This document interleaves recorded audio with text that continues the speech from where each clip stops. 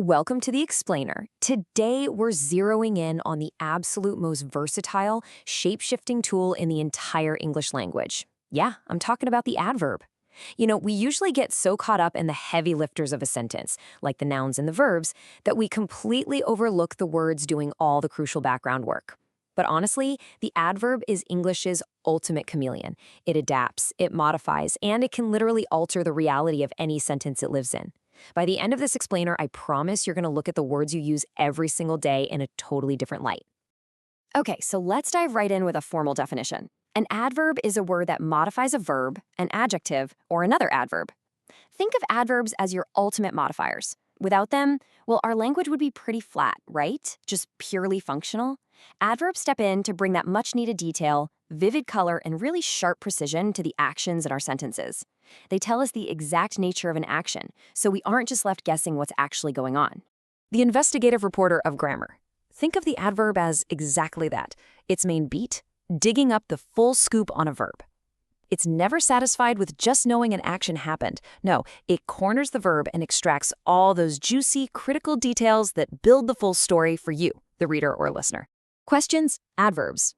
Answer, how, when, where, how often, and in what way. To get that story, our reporter uses this specific set of rapid-fire questions. If a word is answering one of these questions, boom, you've just spotted an adverb hard at work. So let's play detective for a second. How did the man walk? We have a subject, the man, and a verb, walk. But honestly, we have zero context. Was he in a massive rush? Was he sneaking around? The man walked slowly. Ah, there it is. That one word instantly modifies the verb and brings the whole visual scene to life. We go from some featureless guy moving through a void to a highly specific image. It perfectly answers the question of how. Now, what about sound? How did the dogs bark? An action happened, for sure, but there's no texture to it. The dogs barked loudly. Right? Without the adverb, it might just be a gentle little woof in the distance, but loudly gives us an immediate, crystal-clear auditory picture. You can practically hear it echoing in your head, right? The adverb delivers the true impact of the verb. Beyond the verb. Now here is the real plot twist of this explainer. This is where adverbs get truly ambitious. They don't just hang out with actions. Their reach goes much, much further. Take the phrase, he writes well. Well is our adverb telling us how he writes. Pretty straightforward. But if we say, he writes very well, suddenly the word very steps in to modify well.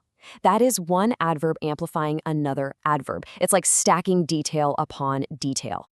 And it goes even one step further. He is very well. Here, well operates as an adjective describing his state of being. And very? It acts as the adverb modifying that adjective. The trifecta of what adverbs can do is officially complete.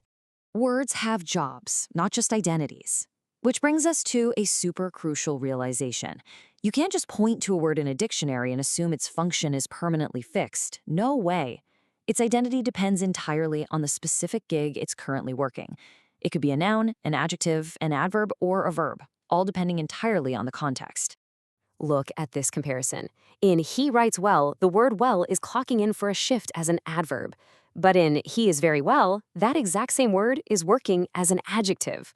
A word can wear a ton of different hats, just not at the exact same time. The cool test.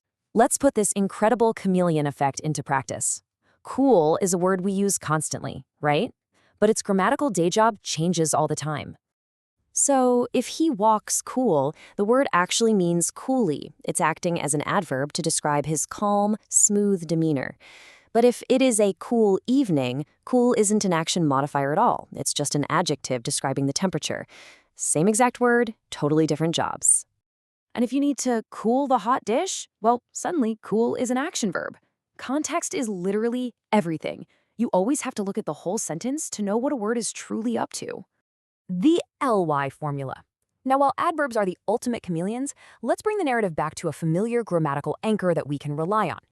Most adverbs are formed simply by adding ly to the end of an adjective. Words like carefully, quickly, quietly, and sadly. It's a beautifully simple, recognizable engine for generating descriptive words. Obviously, they don't always end in ly, as we saw with well or cool, but it really is a highly reliable starting point. So, if a word's identity depends entirely on its current job, how many other words in your daily life are secretly in disguise? Seriously, think about it. Start looking for these hidden chameleons in the sentences you read today. Thanks so much for joining me for this explainer, and definitely keep questioning the words around you.